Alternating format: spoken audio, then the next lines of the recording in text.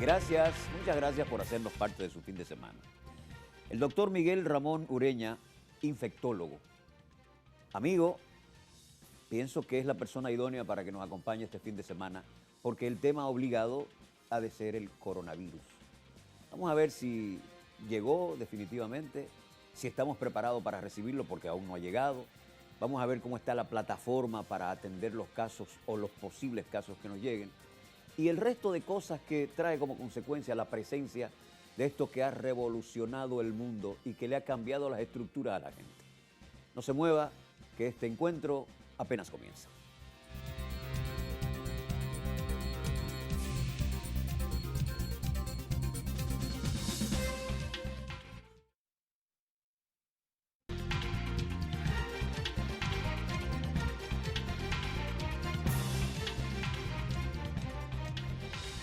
Vamos a dar la bienvenida a nuestro amigo, el infectólogo Miguel Ramón Ureña. Hay mucha gente que no te conoce por lo del Miguel Ramón. Pero bueno, usted conoce al doctor, usted lo va a ver, lo está viendo y se va a dar cuenta que él es una figura comprometida con el momento actual y ha estado comprometido siempre con las enfermedades infectocontagiosas.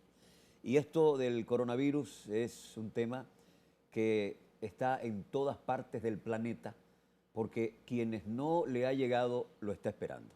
Y como yo les decía al principio, ha cambiado las estructuras, ha cambiado el comportamiento en el mercado, en el accionar de la gente y en otras cosas. Vamos a ver si es un poco de aprensión de la gente o ciertamente las cosas van caminando por un rumbo que nosotros no lo esperábamos. Miguel Ramón, bienvenido a este encuentro. Gracias por la invitación, la verdad que siempre Contigo un honor. Tenemos que hablar de esto. ¿Cómo no? Yo no sé si tú quieres comenzar explicando la esencia de la enfermedad viral.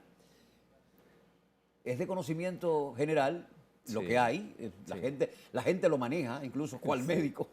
Pero es bueno que comencemos por ahí. Coloquemos primero este virus en contexto. Eso mismo. ¿De acuerdo?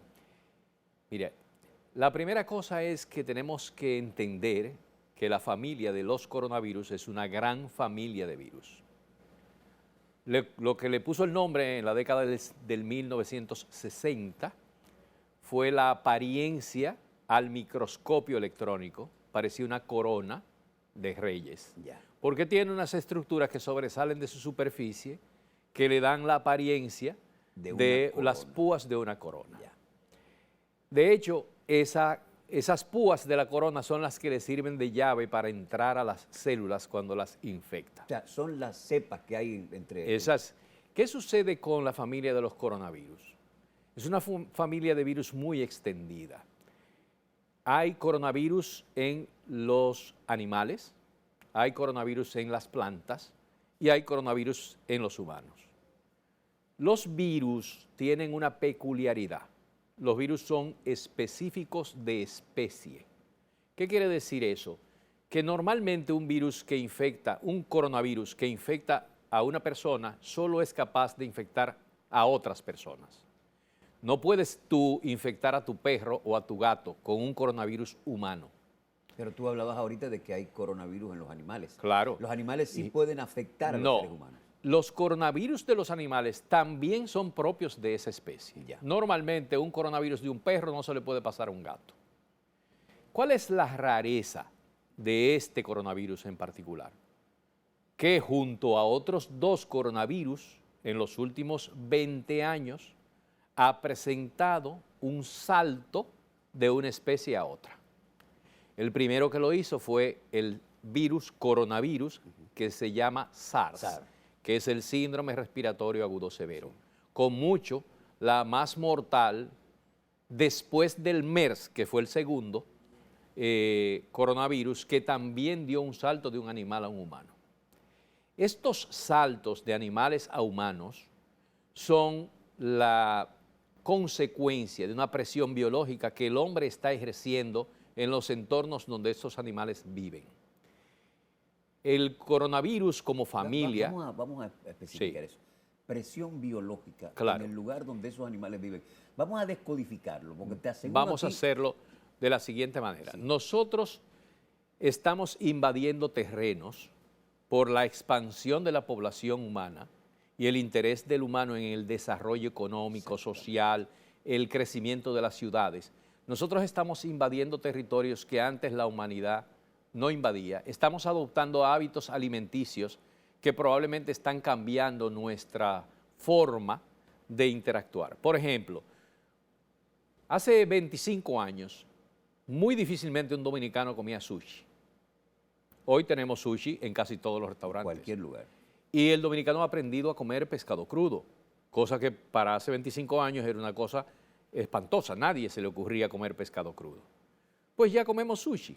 En el caso de los chinos son muy amplios de mentalidad para su cultura culinaria. Consumen virtualmente todo lo que habita en la tierra. Insectos, roedores, cualquier reptiles, cualquier cosa. Incluyendo los murciélagos. Incluyendo una especie que se considera el elemento clave del surgimiento de este coronavirus que se llama COVID-19, que es un coronavirus más que pasó de un animal a un humano. Los pasos de animales a humanos son raros, pero es más raro todavía que después que un virus de un animal pasa a un humano, que sea capaz de multiplicarse de humano a humano. ¿De acuerdo?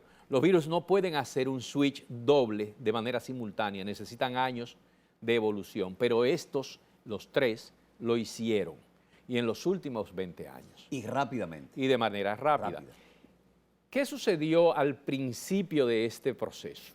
Que como no sabíamos qué virus era, como los primeros casos que llegaron a los hospitales chinos eran todos graves, porque el que le da una gripe común no va al hospital, los chinos empezaron a registrar un incremento inusual de aparición de una neumonía que tenía características virales y que tenía su epicentro alrededor de un mercado de animales vivos en la ciudad de Wuhan. Pero las muestras que ustedes hacen le puede dar un camino a seguir. O sea, porque de se hecho, hacen muestras del mocus, de ese tipo de cosas. De hecho,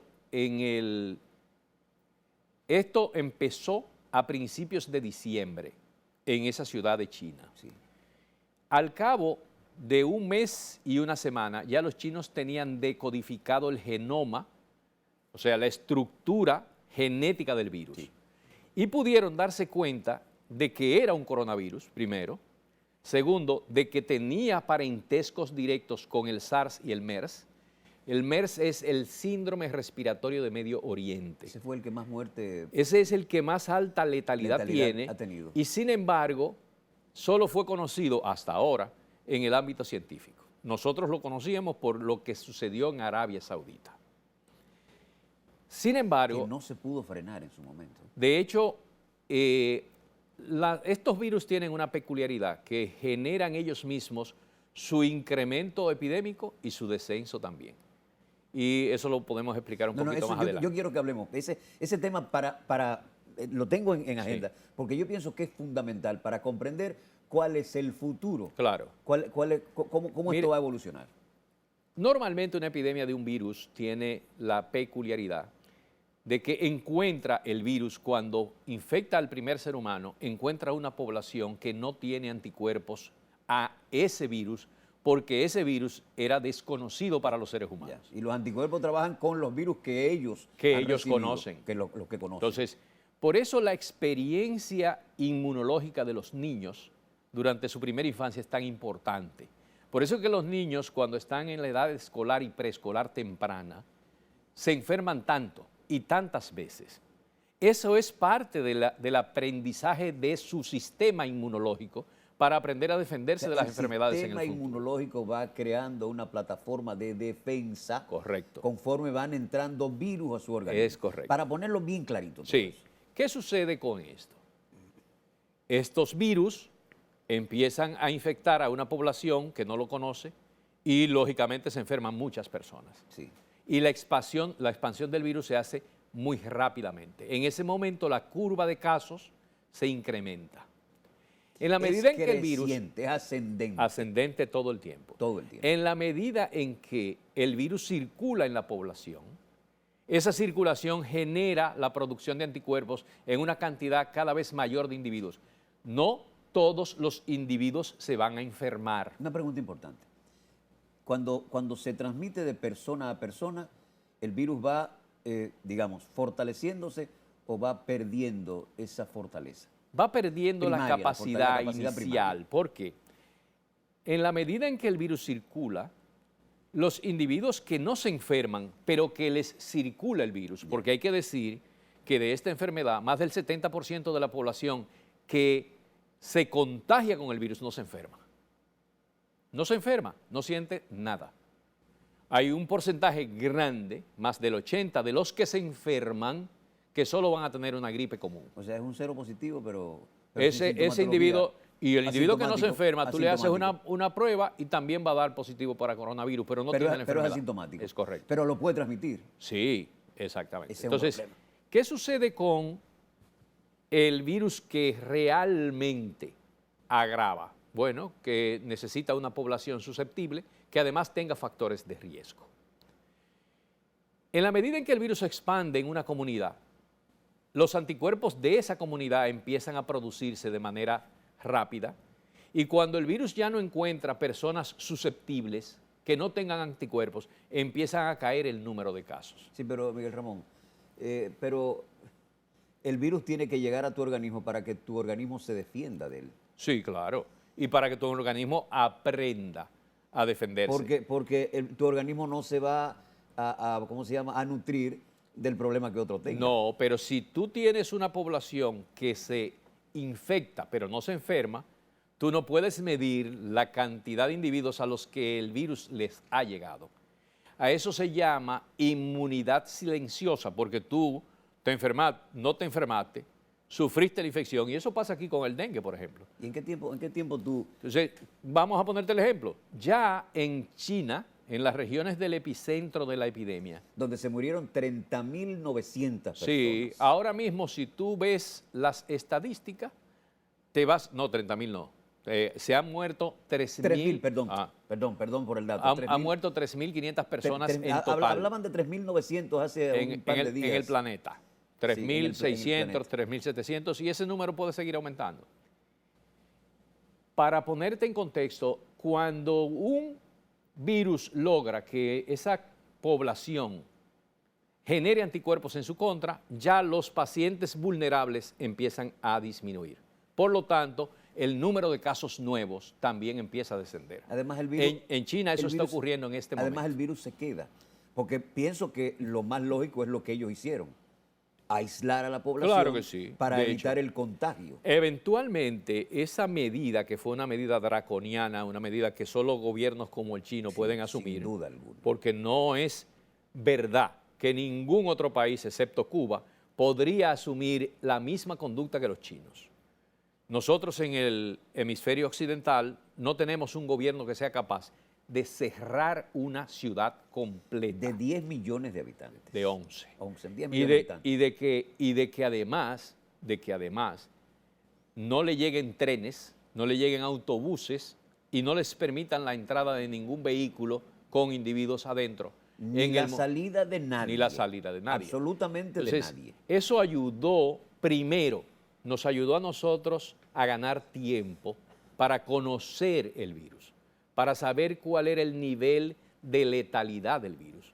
Con la experiencia adquirida, ya nosotros sabemos que el virus no es tan mortal como suponíamos al principio. ¿Cómo se hizo el trabajo de investigación? El trabajo básicamente... Y el trabajo para evitar la expansión, primero, el aislamiento, pero se supone que hubo grandes pruebas de laboratorio con los fallecidos y con los vivos, sí, que no lograron traspasar la frontera. Hace 10 años era impensable que un equipo de científicos pudiera hacer una disección del genoma de un virus en menos de 2 años. Los chinos lo hicieron en menos de un mes y una semana. Esa capacidad tecnológica de generar información científica es la que ha permitido que hoy nosotros tengamos un proceso epidémico que nosotros podemos controlar. ¿Eso que lo hace? ¿La tensión? Yo diría que... ¿O la necesidad de frenar? No, la necesidad primero de frenar y primero de contrarrestar un problema geopolítico Eso que mismo. se involucró Es dentro de la epidemia. Es una tensión. Claro. Es una tensión porque hoy, por ejemplo, hoy que nosotros estamos hablando aquí, hay una revuelta económica, qué sé yo, hay una tensión universal, Sí, fruto de lo mismo, Claro. porque nadie quiere que llegue. Y el mercado se ha paralizado.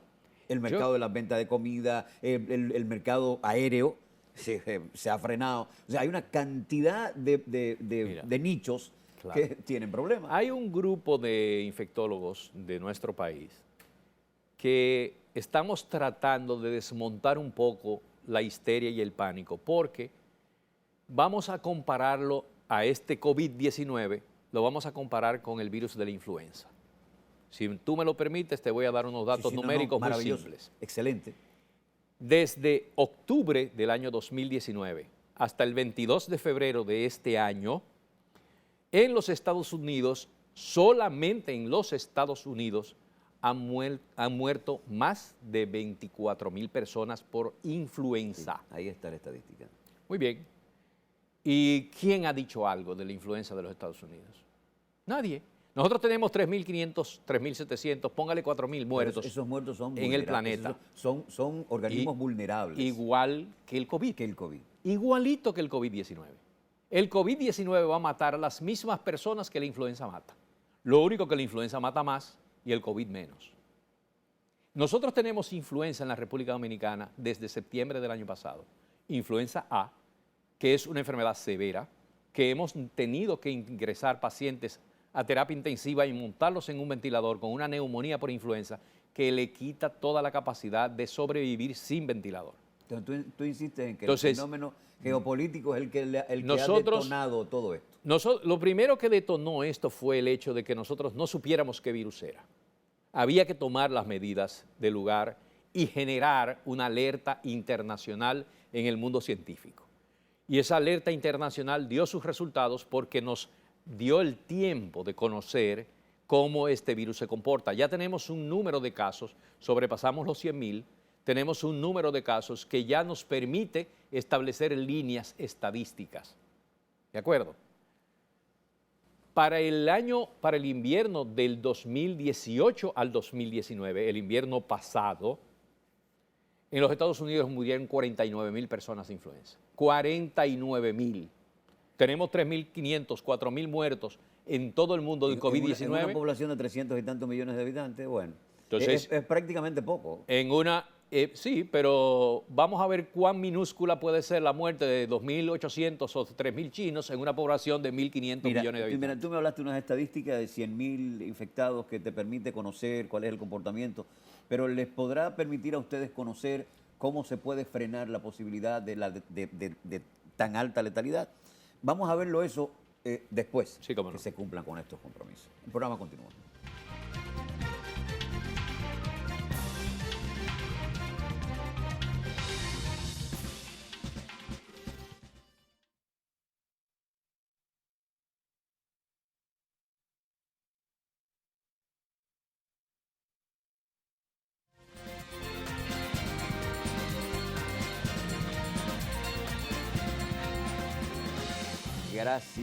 Gracias al querido amigo infectólogo Miguel Ramón, el doctor Miguel Ramón Ureña, que nos está haciendo el favor de acompañarnos y nos está poniendo las cosas como tan claras que yo creo que voy a salir de aquí y ustedes, después de haber visto el programa, se van medio a tranquilizar porque la tensión que tenemos es mayúscula.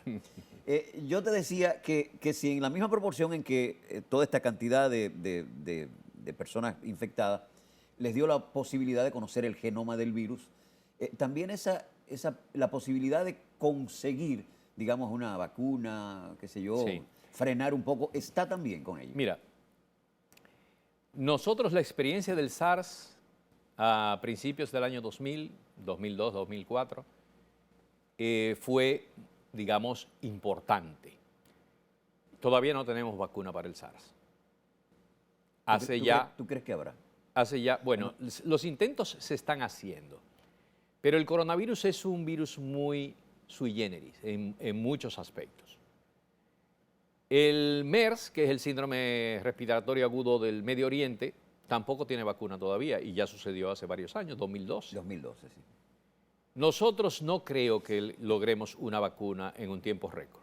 Ahora, vamos a poner en perspectiva lo de la mortalidad. De esos 3 coronavirus, porque el SARS, el MERS y el COVID-19 son de la misma familia, son coronavirus los 3. Sí. De esos 3, la tasa de mortalidad más alta la tiene el MERS, casi un 18%. Quiere decir que de cada 100 personas que se enfermaban, 18 morían. Después le sigue el SARS, que tenía una mortalidad de casi un 11%. Menor que el MERS, un 11%. De cada 100 morían 11 personas. Y ahora viene el COVID-19, que con la experiencia que tenemos ya sabemos que de cada 100 personas solo mueren 3.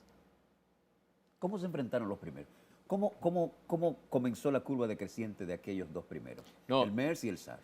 Exactamente de la misma manera. O sea, dejando que en la medida en concluyera que el virus corrió en la población y la población fue generando anticuerpos en contra de él y se tomaron las medidas higiénicas del lugar, que son las mismas que se deben tomar en contra de cualquier infección viral respiratoria. Cualquiera. Nosotros con el COVID-19 no vamos a inventar nada que no se haya inventado antes con la influenza. De tal manera que de los 3 coronavirus que nos han dado problemas en los últimos 20 años, el COVID-19 es el menos letal de todos. Evidentemente, yo insisto, había que asumir desde el principio una actitud como la que asumió el gobierno chino. Pero creo que las agencias internacionales de prensa agarraron la noticia y la convirtieron en una noticia más de farándula que de noticia de información Sin embargo, científica. la Organización Mundial de la Salud, el órgano rey de ustedes, Sí. levantó una voz. Pero la voz pero bastante, con y muy bastante comprometida. La voz de la Organización Mundial de la Salud era obligatoria que surgiera con el nivel y la contundencia con la que lo hizo, porque las primeras noticias nosotros no sabíamos con qué nos estábamos enfrentando. Ahora, ya nosotros tenemos información suficiente. Ya nosotros sabemos que la mortalidad asociada al COVID-19 es menor que la de los otros 2 coronavirus de los últimos 20 años. Ya podemos tomar medidas con un poco más de calma e inteligencia emocional. La histeria no es buena para ninguna población. Y los protocolos clínicos, no hay que hacer una especialidad para entender que el virus está, que hay que darle tal o cual tratamiento al fulano que apareció con la sintomatología. O sea, el tratamiento es sintomático nada más. No existe ningún medicamento que nos pueda ayudar a detener el virus. De hecho, no existe tampoco ningún medicamento que nos ayude a detener el virus de la gripe común, que es el rinovirus. Sí, pero hay un protocolo, por ejemplo, para atender los casos de dengue, no sé. Sí, pero los protocolos están. Y el protocolo, no hay problema con eso. No, el protocolo es más. Yo felicito al Ministerio de Salud Pública con esta situación del COVID-19 porque ha sido la ocasión en que más rápidamente se ha producido una respuesta coherente del Ministerio con respecto a la población. El Ministerio debe obedecer lineamientos internacionales establecidos. Es decir, existe una guía sanitaria internacional que nosotros todos hemos asumido como que es un deber de cada uno de los países miembros de las Naciones Unidas y de la Organización Mundial de la Salud. La debemos asumir como la guía maestra, por lo cual cada vez que ocurre un evento de esta naturaleza se deben asumir las medidas. Pero esas medidas se desmontan en la medida en que uno conoce la epidemia y pueden permitirnos manejar todo el proceso de una manera más diáfana, con menos temor y probablemente con menos daño al sistema financiero y a la economía mundial. Sí, porque ya comenzó a hacer. De acuerdo. Digo, ya está haciendo mucho daño. Pero mira, aquí hay unas estadísticas que la traje. En América, en la región de las Américas, se han notificado un total de más de 167 casos, provenientes de 8 países, 3 en territorio franceses de ultramar, de los nuestros, los que nos corresponden. Claro. Argentina tiene 1, Brasil tiene 2, correcto. Creo que ha aumentado. No, hasta ahora no. Hasta ahora no 2. Canadá tiene 33, sí. Tenemos una canadiense aquí correcto. con un problema igual. En Chile hay 3, en Ecuador hay 10, en la Guyana Francesa hay 5, En México, México 5, República Dominicana ya tenemos 2, Sí. Porque primero fue el italiano y ahora es la canadiense. Sí. Bueno, en Estados Unidos hay 100 casos. Correcto. Y subiendo, aumentando Correcto. los casos en Estados Unidos. Correcto. San Bartolomé y San Martín tienen 2. Adicionalmente, Estados Unidos informó que 49 personas resultaron positivas. Bueno, entonces, bueno, estamos hablando de casos importados que no han llegado y que le ha llegado a ellos. Correcto. Porque si se genera en la China... No, y que el virus se está expandiendo en la población nativa de Estados Unidos y Canadá. Ahí es donde iba. Que, por ejemplo, en el caso nuestro, que el caso es importado, o sea, la población nativa no ha sido afectada, pero ya en Estados Unidos sí. Sí. Y en otros casos, por ejemplo, en Brasil creo que fue de uno a otro, no sé cómo fue que ocurrió, no sé en qué lugar donde hay más casos. Creo que en Ecuador hay algunos casos. En Ecuador ya aparecieron casos. Ahora, yo no tengo ninguna duda de que en un momento determinado vamos a tener que convivir con el COVID-19. Todos los países del planeta Tierra. No hay cómo nosotros impedir. Te voy a poner el ejemplo más reciente. Nosotros, las autoridades, tomaron una decisión que a mí me pareció extrema, que fue no permitir el desembarco de unos cruceros que venían con pacientes con síntomas de gripe. No que habían confirmado que adentro de esos barcos venía COVID-19.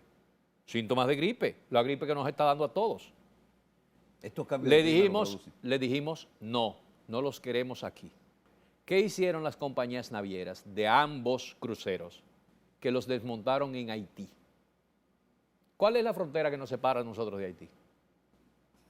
O sea, si ahí venían casos de COVID-19... La población haitiana que reside aquí y allá, Entonces, pero que es una población flotante nuestra, correcto. te lo va a traer. Entonces, yo lo que quiero significar con esto es que las probabilidades de que nosotros tengamos casos nativos no es una rareza epidemiológica mundial. A nosotros también nos va a tocar. ¿Cuál es el mensaje que nosotros, los especialistas en el área, quisiéramos llevarle a la población? Nosotros vamos a tener casos de COVID-19, lo vamos a sufrir como gripes convencionales en el 90% de los casos. Va a haber un 10% de esos casos que se nos van a complicar. Y de esos complicados se nos van a morir 3 o 4 de cada 100. ¿Cuál es la información más importante? Si usted es una persona mayor de 70 años, si usted es una persona que padece enfermedades crónicas, como las personas que tienen daños cardíacos, las personas que tienen daño pulmonar, como los asmáticos, los fumadores, los bronquíticos crónicos, los enfisematosos, la gente que tiene cáncer, los individuos que están en tratamiento con medicamentos para el trasplante, las personas que están sometidas a tratamiento con esteroides, los individuos que son inmunológicamente deficientes, como pasa con los pacientes con SIDA, las personas que tienen enfermedades largas y prolongadas que han debilitado su estado general. Y que han tenido episodios de problemas bronquiales con cierta frecuencia. Sí, sí. Y las personas debilitadas, malnutridas, etc.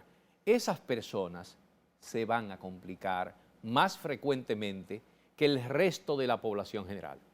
Si uno ve la tabla de mortalidad asociada al COVID-19 en los menores de 65 años, nunca va a encontrar un porcentaje por encima del 1%. Considerable, un porcentaje considerable, un 1% es no es mínimo, ¿de acuerdo? Sí. A nosotros de dengue se nos estaban muriendo de 2 a 4 pacientes por cada 100 el año pasado.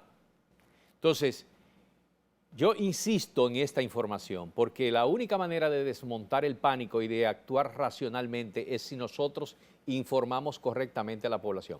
Que de hecho, el ministerio, la autoridad, está haciendo su trabajo de divulgación de las medidas para evitar el contagio. preventiva nada más.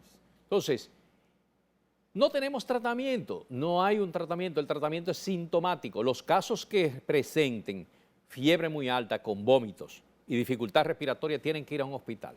Y no hay un medicamento de esos que se aplican a la sintomatología que pudiera agravar al paciente, con el caso particular del dengue, que tú no le puedes dar, digamos, ácido acetilsalicílico, por ejemplo. No, No, no hay contraindicación. no hay contraindicaciones. Se ha visto que cuando se ha intentado, en el momento en que el paciente está en insuficiencia respiratoria, y se ha intentado utilizar medicamentos que habitualmente se usan en los asmáticos, que son esteroides derivados de la cortisona, el paciente no recibe ningún beneficio y puede agravarse.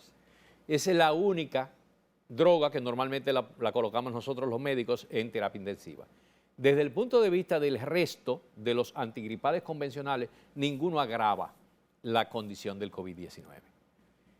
¿Cuáles otras recomendaciones se están aceptando como buenas y válidas? Si usted está enfermo, quédese en casa. No vaya ni a su centro de trabajo, ni a su lugar de estudios, ni los colegios, ni las escuelas. Y si eventualmente usted está enfermo, usted es quien debe usar mascarillas. El que está sano no tiene para qué usar mascarillas. Ha habido una locura con el asunto de la mascarilla. ¿Qué es la medida más eficiente para evitar la propagación del brote?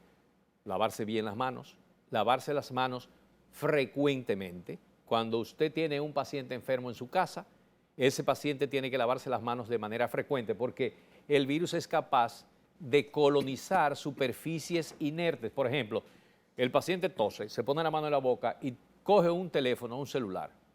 Ese celular o el teléfono de la casa. Porque él está en la casa. Correcto. Enfermo. Está haciendo cuarentena en la casa. Ese lavado de las manos, cuando usted se toca la boca, la nariz, los ojos, cuando usted tose o estornuda, ese lavado de las manos es imperativo. Si no tiene jabón y agua, use gel de alcohol. Hay miles de marcas de gel de alcohol y es tan eficaz. Yo pienso que es mejor pensar en el jabón. No, el de gel hecho. es un poco más caro. De hecho. O sea, yo pienso que el gel, lo ideal sería recomendárselo a quienes andan en las calles, a quienes van a un baño público y ¿cómo se llama? En la llave, o quienes abren un grifo, porque cuando tú vienes a ver ahí a un fulano que está infectado, le puso la mano. Claro que sí. Entonces usted se puede lavar las manos ahí, pero cuando llegue a su carro, use su gel. Y no se lleve la mano ni a la boca, ni a la nariz, ni a los ojos, si usted no se ha lavado previamente las manos. Instintivamente nosotros tenemos la tendencia a ponernos la mano en cualquier sitio de la cara. La nariz es una... Sí, la nariz es fundamental. Yo tengo un tics con la nariz. Yo también. Entonces, ahora, ¿qué de bueno ha traído el COVID-19 que nos ha dado una ventaja estratégica? Ahora resulta que todo el mundo se quiere vacunar de la influenza. Y estamos deteniendo el brote de influenza en base a vacunas. La gente se está vacunando de tal manera que a mí mismo se me terminaron las vacunas. Miguel Ramón, y en el mercado no hay. ¿Hay un brote de influenza? Sí, Tengo señor. entendido que en el Cibao Central, desde octubre del año pasado. que hay un brote, pero muy fuerte. Correcto. Hay muchos casos que conozco en centros privados de Santiago, sobre todo, y en centros públicos, donde ha aparecido, pero con unas estadísticas que a mí me han asombrado. Yo pensé que la influenza para esta época como que no iba a ser, pero lo he sentido. Yo atendí 5 miembros de una familia que desembarcaron del crucero que devolvimos la semana pasada, que lo devolvimos de Romana. Estos habían llegado 2 semanas antes. Y de ese grupo, a mí me tocó atender a 5 miembros de la misma familia, 2 de ellos ingresados. O sea, la influenza es una realidad y es una enfermedad seria. Yo quiero que hablemos de la influenza en la última parte del programa y que demos los últimos tics, porque yo pienso que hay que hacer otras recomendaciones fundamentales para que nos cuidemos del COVID-19. Vamos a continuar con el programa, pero vamos a cumplir con estos compromisos.